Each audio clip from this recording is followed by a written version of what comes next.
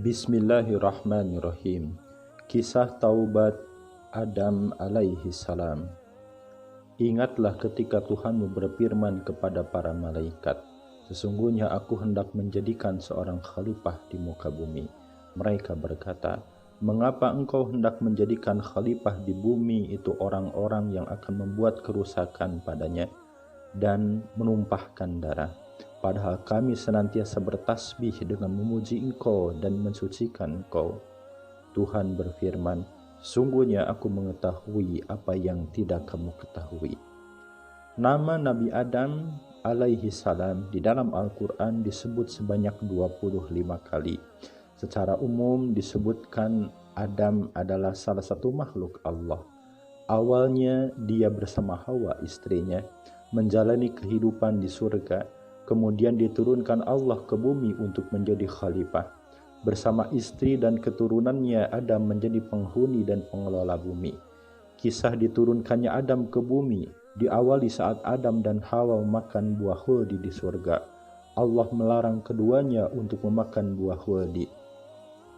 Dan kami berfirman, hai Adam, diamilah oleh kamu dan istri kamu surga ini, dan makanlah makanan-makanannya yang banyak lagi baik di mana saja yang kamu sukai, dan janganlah kamu dekati pohon ini, pohon khuldi, yang menyebabkan kamu termasuk orang-orang yang zalim.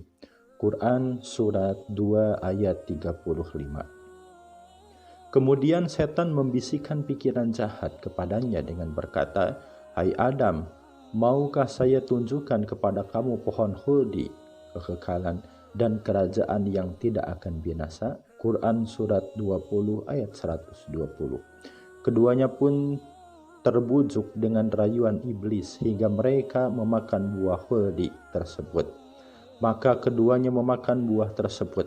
Lalu tampaklah bagi keduanya aurat-auratnya, dan mulailah keduanya menutupinya dengan daun-daun yang ada di surga. Dan durhakalah Adam kepada Tuhan, dan sesatlah dia. Quran Surat 20 ayat 121. Menurut Ibnu Athir, Adam alaihissalam awalnya menolak mengikuti bujukan iblis, namun desakan Siti Hawa yang begitu kuat akhirnya membuat Adam ikut memakan buah tersebut. Lihat kitab An-Nihayah fi Gharibil Hadis karya Ibnu Athir jilid 3 halaman 158. Keduanya lalu bertobat dan memohon ampunan kepada Allah, dan Allah menerima tobat mereka dan memilih Adam sebagai Rasulnya. Kemudian Tuhannya memilihnya menjadi Rasul, maka dia menerima tobatnya dan memberinya petunjuk. Quran Surat 20 ayat 122. Dalam tafsir Jalalain dikemukakan, kemudian Rabb-Nya memilihnya, yakni mendekatkannya ke sisinya, maka dia menerima taubatnya sebelum Nabi Adam bertobat dan memberinya petunjuk supaya terus-menerus bertobat.